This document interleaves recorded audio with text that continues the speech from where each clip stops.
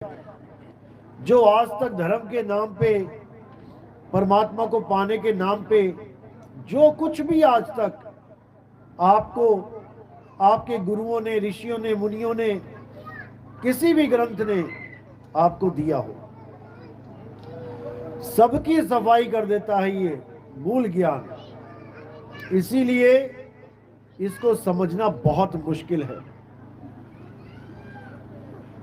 लेकिन परमात्मा की दया हो जाए तो ये ज्ञान धीरे धीरे अपने आप समझ में आने लग जाता है।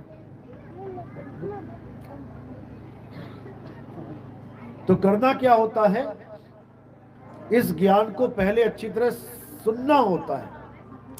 अगर आपने इसको अच्छी तरह सुनना भी शुरू कर दिया तो समझो आधा काम हो गया। ले जा सकते, ले जा सकते, क्योंकि सुनना भी बहुत मुश्किल है इस ज्ञान को, क्योंकि सुनना भी बहुत मुश्किल है इस ज्ञान को।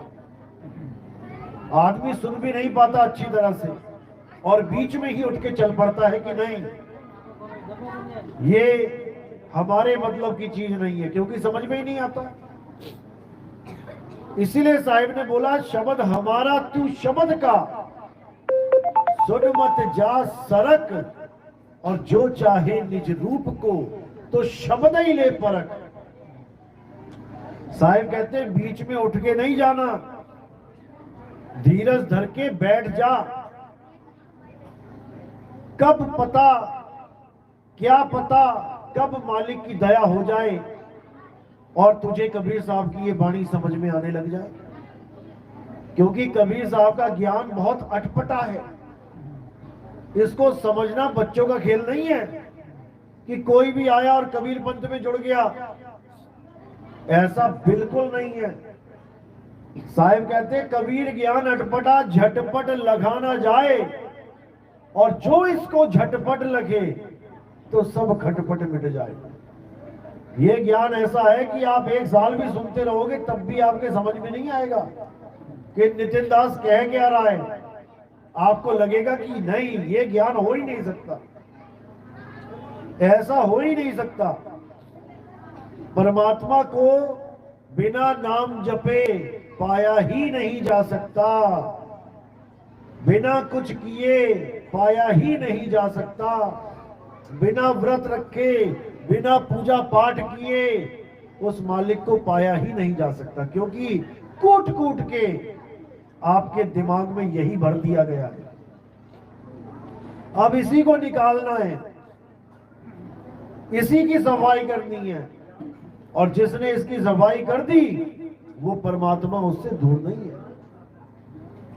तो साहिब ने पूरा निबेड़ा किया कि कैसे वो मालिक मिलेगा, अच्छी तरह समझ लो। साहिब कहते हैं पहले तो ये समझ लो कि परमात्मा कहीं दूर नहीं है। उसको पाने के लिए किसी कैलाश पर्वत पे जाने की, किसी गंगा में नहाने की, कहीं तीर्थ मूर्त कुछ भी करने की जरूरत नहीं है। घर से बाहर निकलने की भी जरूरत नहीं है। अगर गुरु धारण कर लिया तो घर में बैठे परमात्मा मिलेगा। लेकिन कैसे मिलेगा? तब मिलेगा जब हम उसकी खबर पाएंगे। वो परमात्मा है कहां? साहिब कहते हैं मोको कहां ढूंढे रे बंदे, मैं तो तेरे पास में। पहले तो ये समझ लो कि वो चीज तुम्हारे पास है, जिसको तुम ढूंढना चाहते हो वो तुम्हारे पास है। अगर कोई ये कहे कि काशी आना पड़ेगा, वहां मिलेगा परमात्मा, तो समझ जाना भरमा दिया तुम्हें तुम्हारे गुरु ने। अगर कोई कहे काबा जाना पड़ेगा, मक्का मदीना जाना पड़ेगा तो मिलेगा परमात्मा, समझ जाना भरमा दिया तुम्हें। और अगर कोई ये कहे कि सतलोक जाना पड़ेगा, अलख लोक, अगम लोक, अनामी लोक जाना पड़ेगा, समझ जाना तब भी तुम्हें भरमा दिया गया। क्योंकि परमात्मा किसी सतलोक में नहीं बैठा है, किसी अनामी लोक में नहीं बैठा है, वो जहां बैठा है वहां की तुम्हें खबर ही नहीं है। लेकिन कबीर साहब समझाते हैं, ज्यों तिल माही तेल है और ज्यों चकमक में आग, और तेरा साईं तुझ में है, जाग सके तो जाग। तेरा साईं किसी सतलोक में नहीं बैठा है, जो कोई गुरु आएगा अंत समय में तुझे लेके जाएगा सतलोक में। ये सब भरमजाल है, ये सब माया का खेल है, ये सब काल का जाल है। साहिब ऐसा नाम देते हैं कि परमात्मा प्रकट हो जाता है तुम्हारे अंदर, तुम्हारी आत्मा में विराजमान है वो, ना कि तुम उसे ढूंढने जाते हो कहीं पे। साहिब कह रहे कस्तूरी कुंडल बसे, मृग ढूंढे बन माही, और ऐसे रमता राम है ये दुनिया जाने ना। वो रमता राम हम सब में रमा हुआ है, हम उससे जुदा हो ही नहीं सकते। नानक साहब ने तो यहां तक कह दिया गुरु ग्रंथ साहब में कि आत्म में राम, राम में आत्म, चीनस गुरमुख विचार। कि अगर परमात्मा को जानना है वो कहां है, तो अपनी आत्मा में ढूंढो। लेकिन आत्मा में कैसे ढूंढे? पहले तो यही पता लगे कि आत्मा है क्या, आत्मा होती कैसे है। क्योंकि हम अपने आत्म स्वरूप को भूल गए हैं, हमें याद ही नहीं है कि हम आत्मा हैं। संत महात्मा आके हमें याद दिलवाते हैं कि तुम शरीर नहीं तुम आत्मा हो, क्योंकि हम अपने आप को शरीर मान बैठे हैं। कुछ लोग अपने आप को आदमी मान बैठे हैं, कुछ लोग अपने आप को औरत मान बैठे हैं, लड़की मान बैठे हैं। जबकि आदमी और औरत दोनों शरीर हैं। किस चीज के बने हैं ये शरीर? 5 तत्वों के बने हैं। हवा, पानी, आग, आसमान और धरती, इन 5 तत्वों का ये शरीर बना है। आदमी का भी औरत का भी। तो तत्व रूप में तो दोनों समान है। 5 तत्वों को अलग अलग कर दो तो दोनों एक ही रूप हो जाएंगे। जैसे मिट्टी का ही घड़ा बनाया उसको आदमी मान लो, और मिट्टी की ही सुराही बनाई उसको औरत मान लो, तो है तो दोनों मिट्टी। केवल देखने में लग रहा है कि ये घड़ा ऐसा होता है और सुराही ऐसी पतली होती है। केवल देखने में तुम्हें आदमी और औरत अलग अलग दिखाई दे रहे हैं, ये है मिट्टी ही। घड़ा और सुराही दोनों एक हो जाएंगे, पहचान भी ना पाओगे कि कौन सा आदमी का कौन सा औरत का। ऐसी चटनी बन जाएगी दोनों की। लेकिन तुम वो शरीर नहीं हो, तुम एक आत्मा हो। तुम अजर अमर अविनाशी आत्मा हो, लेकिन तुम अपने आप को भूल गए हो। तुम्हें अब ऐसा गुरु चाहिए जो तुम्हें ये बता दे, जो तुम्हें ये बोध करवा दे कि तुम एक आत्मा हो, तुम शरीर नहीं हो। तुम्हें ऐसा गुरु नहीं चाहिए जो तुम्हें आत्म ज्ञान के नाम पे मंत्र ज्ञान पकड़ा दे कि आदमी आया, गुरुजी मुझे मुक्ति चाहिए, ले बेटा तू मंत्र ले ले। औरत आई, गुरुजी मुझे मुक्ति चाहिए, ले बेटा तू मंत्र ले ले। दोनों को मंत्र जपवा दिया, दोनों को 52 अक्षरों का मंत्र जपवा दिया। जितने भी मंत्र हैं, जितने भी नाम है इस दुनिया में, वो 52 अक्षरों के द्वारा ही बनाए जाते हैं। संस्कृत भाषा में 52 अक्षर है, अंग्रेजी में 26 है। इंग्लिश के जितने भी नाम है, कोई भी किताब उठा लो अंग्रेजी की, सारे अक्षर गिन लो, 26 से ऊपर 27वां अक्षर नहीं मिलेगा। ABCD ही घुमा घुमा के लिखी गई है, पूरी ग्रंथ लिख दिए इसी ABCD को घुमा घुमा के, सारे ग्रंथ लिख दिए इन्हीं 52 अक्षरों को घुमा घुमा के। लेकिन वो आत्मज्ञान कोई नहीं लिख पाया। 52 अक्षर लिखे, 52 अक्षरों से ही सारी दुनिया का पवित्र ज्ञान भागा गया, लेकिन मूल ज्ञान वो 52 अक्षर का खेल नहीं है। इसीलिए कबीर साहब ने बोला 52 अक्षर जोरे आन, सकिया न अक्षर एक पहचान। उस एक अक्षर आत्मा को कोई नहीं पहचान पाया और सबके सब 52 अक्षरों में ही उलझ पुलझ के मर गए। सतयुग बीत गया, त्रेता बीत गया, द्वापर बीत गया। क्या करते आए आज तक हम लोग? यही करते आए जो आज कर रहे हैं। जंतर मंतर तंत्र तीरथ मूरत व्रत, यही सब करते आए हैं। तो क्या इनसे मुक्ति हो गई? आज भी यही के यही बैठे हैं कलयुग में। और अगर फिर से वही कुछ किया जो तीनों युगों में किया, तो फिर से यही बैठे मिलेंगे। बस परिवार बदल जाएंगे, शक्लें बदल जाएंगी, ऐसे ही बैठे मिलेंगे यहां पे। इसीलिए कबीर साहब कह रहे हैं अब वो गलती मत करना, अब वो गलती मत करना जो तुमने पहले कर दी है। कौन सी गलती करी है? परमात्मा को ना जानकर परमात्मा के 52 अक्षरी नाम जपने की गलती करी है। पानी को ना जानकर, पानी को ना पीकर, पानी के बने बनाए नाम जो इंसानों ने बनाए हैं, उन नामों को जपने की गलती करी है। प्यासे मर जाओगे। पानी पानी जपते जपते प्यासा ही मर जाएगा, लेकिन वो मौला हाथ नहीं आएगा। इसीलिए अब 52 के जाल को तोड़ो।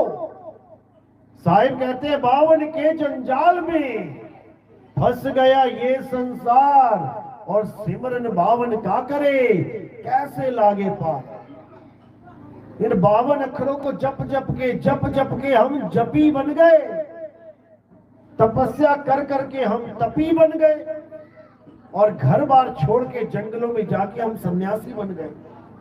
अब जपी तपी सन्यासी नहीं बनना है, और ना ही ऐसा गुरु धारण करना है जो जपी तपी सन्यासी होए। इसीलिए साहिब ने कहा नाम है जप में, नाम है तप में, और ना एकांत निवास में। वो को कहां ढूंढे रे बंदे, मैं तो तेरे पास में।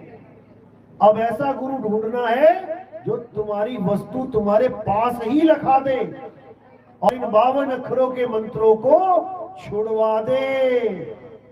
सोई गुरु पूरा कहावे, जो 2 अक्षर का भेद बतावे। एक छुड़ावे, ये 52 अक्षर छुड़वा देवे। एक लखावे, वो आदि अक्षर, वो अजर नाम, वो अमर नाम, उसका लखाव करा देवे। तब समझो कि अब मुक्ति होगी। अब तुम्हें रोकने वाला कोई नहीं। नहीं तो ये काल भगवान किसी को छोड़ने वाला नहीं है, भूल जाओ। इस गलतफहमी में मत रहना कि काल भगवान इन मंत्रों को सुन के डर जाएगा, इन मंत्रों को सुन के भाग जाएगा। कई गुरु कहते हैं काल भगवान आएगा तो मंत्र बोल देना। एक कुत्ता भी नहीं भागेगा मंत्र से। काल भगवान तो बहुत दूर की बात है। जब तुम्हारे सामने कुत्ता आ जाए तो उसके सामने बोल देना, जो भी मंत्र तुम्हें आता है बोल देना, वो कुत्ता तक नहीं भागेगा। यहां तक कि तुमने लाठी लाठी लाठी, डंडा डंडा डंडा भी बोला, तब भी वो भागेगा नहीं। और अगर लाठी या डंडा हाथ में हो तो कुछ बोलने की जरूरत ही नहीं है, वो देख के खिसक जाएगा आगे। इसी तरह जो परमात्मा का नाम है वो लाठी की तरह है, वो मंत्र नहीं है ये लाठी लाठी जपना है।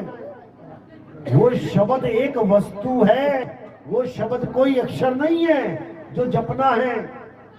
तो साहिब कहते हैं बचना चाहो काल जाल से, चीनो शब्द हमारा, और कहे कबीर अमर कर राखूं। जो निज होए हमारा, जो मेरा हो गया 100% मेरा हो गया, उसे ये काल नहीं पकड़ सकता। और जो मेरा नहीं हुआ, जो 52 अक्षरों को ही मान के बैठ गया, जो जंत्रों मंत्रों तंत्रों को ही पकड़ के बैठ गया, वो मेरा नहीं हुआ, वो मेरा हंस नहीं है, क्योंकि उसने निबेड़ा किया ही नहीं नीर और शीर का, सच और झूठ का। तो साहिब कहते नीर शीर का करे निबेड़ा, और कहे कबीर सो हंस है मेरा। जो सत्य और असत्य का निबेड़ा करे वही मेरा हंस है। केवल कबीर पंथी की कंठी डाल के कोई कबीर पंथी नहीं हो गया, या ब्रह्मा विष्णु महेश जी की मूर्तियां छोड़ के कबीर साहब की मूर्तियां पूजने लगा तो वो कबीर पंथी हो गया, कभी नहीं हुआ। हाँ, कबाड़ पंथी जरूर हो गया। वो कबीर पंथी कब होगा? जब उसके बाद ये समझ में आ जाएगी कि पाथर पूजे हरि मिले तो मैं पूजू पहाड़, और वासे ये चाकी भली जो पीस खाए संसार।